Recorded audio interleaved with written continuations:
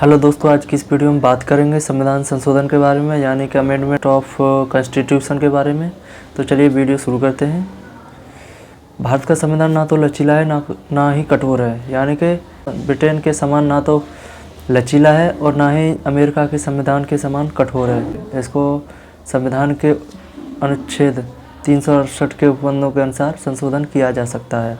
तो चलिए वीडियो को शुरू करते हैं। संविधान के भाग 20 में अनुच्छेद 368 में संविधान के संशोधन की शक्ति संसद को प्रदान की गई है। इसमें कहा गया है कि संसद अपनी संवैधानिक शक्ति का प्रयोग करते हुए किसी भी संविधान के किसी भी उपबंध में परिवर्तन या निरसन कर सकती है, लेकिन संसद की यह शक्ति संविधान के किसी भी मूल ढांचे को समाप्त नहीं कर सकती। इसका तात्पर्य है कि भारत की संसद पूर्ण रूप से संप्रभु नहीं है, क्योंकि ब्रिटेन की संसद किसी भी संवैधानिक उपबंध को संशोधित या निरस्त कर सकती है, जबकि भारत की संसद एक निश्चित सीमा तक ही संशोधन कर सकती है। तो चलिए इसके संविधान संशोधन को विस्तार रूप से समझते हैं। आगे देखते हैं संशोधनों के प्रकार। संविधान के अनुच्छेद 368 में संविधान को दो प्रकार से संशोधन किया जा सकता है। नंबर 1 है संसद के विशेष बहुमत द्वारा, और नंबर 2 है विशेष बहुमत द्वारा और साथ ही राज्यों के साधारण बहुमत द्वारा संविधान में संशोधन किया जा सकता है। पूर्ण रूप से देखें तो संविधान को कुल 3 प्रकार से संशोधन किया जा सकता है। नंबर 1 है साधारण बहुमत द्वारा, नंबर 2 है विशेष बहुमत द्वारा, नंबर 3 है विशेष बहुमत द्वारा साथ ही राज्यों के साधारण बहुमत द्वारा। नंबर 1 देखते हैं साधारण बहुमत द्वारा।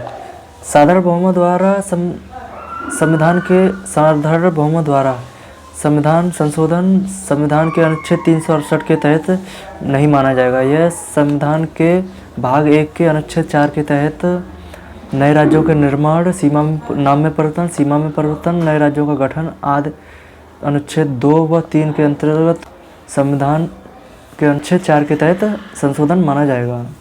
अब देखते हैं संसद के साधारण बहुमत द्वारा क्या क्या संशोधन किया जा सकता है। तो इसमें है नंबर 1 नए राज्यों के प्रवेश या गठन, नंबर 2 है नए राज्यों की सीमा एवं नाम में परिवर्तन, नंबर 3 है दूसरी, 5वीं और 6वीं अनुसूची में संशोधन। अगला नंबर है उच्चतम न्यायालय के न्याय क्षेत्र को अधिक वरीयता देना। अगला नंबर है राज्य परिषद की समाप्ति या उसका निर्माण। अगला नंबर है राजभाषा का प्रयोग। अगला नंबर है संसद के सदस्यों का वेतन एवं भत्ते। अगला नंबर है संसद में अंग्रेजी भाषा का प्रयोग। अगला नंबर है नागरिकता की प्राप्ति एवं समाप्ति आदि उपबंधों को संसद के साधारण बहुमत द्वारा परिवर्तन किया जा सकता है। अब देखते हैं संसद के विशेष बहुमत द्वारा संशोधन अनुच्छेद 368 के तहत। संविधान के ज़्यादातर उपबंधों का संशोधन विशेष बहुमत द्वारा किया जाता है। इसका अर्थ है कि संसद में कुल सदस्यों की संख्या और संसद में उपस्थित प्रेजेंट मत देने वाले सदस्यों का 2/3 बहुमत होना आवश्यक है। तो चलिए इसमें देखते हैं किन किन उपबंधों का संशोधन किया जाता है। नंबर 1 है मूल अधिकार, नंबर 2 है राज्य के नीति निर्देशक तत्व और नंबर 3 है वे सभी उपबंध जो प्रथम और तृतीय श्रेणी से संबंधित नहीं है। अब देखते हैं नंबर 3 संसद के विशेष बहुमत और राज्यों के स्वीकृति द्वारा। इसमें संसद का विशेष बहुमत होना आवश्यक है और साथ ही राज्यों के आधे से अधिक संख्या का साधारण बहुमत से विधेयक का पास होना आवश्यक है।